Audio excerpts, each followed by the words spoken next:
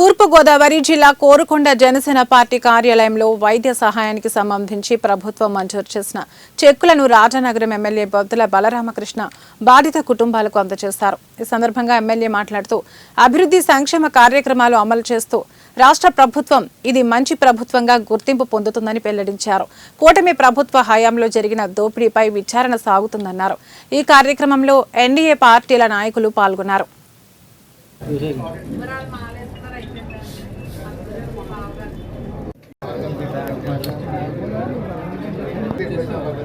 ఈరోజు ఎన్డీఏ ప్రభుత్వం అంతా కూడా గత 165 రోజులుగా ప్రజాప్రభుత్వం, ప్రజా సమస్యల కోసమే ఏర్పడిన ప్రభుత్వం, ప్రజలను అభివృద్ధి చేసే ప్రభుత్వం అని నిరూపించుకున్నటువంటి ఇది మంచి ప్రభుత్వం.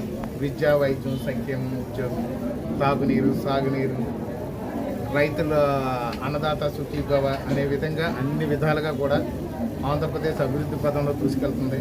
వైద్యం విషయంలో చూస్తే ప్రతి ఒక్కరికి కూడా ఎవరైతే గత ప్రభుత్వం ఆరోగ్యశ్రీని నిర్వీర్యం చేసిందో ఆ ఆరోగ్యశ్రీలో వైద్యం చేసుకోకపోతే పేదలందరూ కూడా అప్పులు తెచ్చుకుని వాళ్ళు వైద్యం చేసుకునే పరిస్థితులు ఉన్నాయి.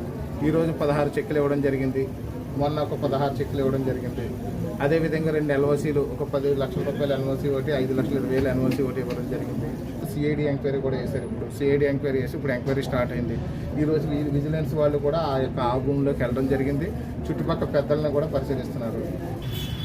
ఒక మిడిల్ క్లాస్ ఫ్యామిలీ ఆరోగ్య పరంగా ఎవరైతున్నారో కాదా బాబా అనే 8 సంవత్సరాల బాలుడు లూకేమియాతో బాధపడుతున్నాడు.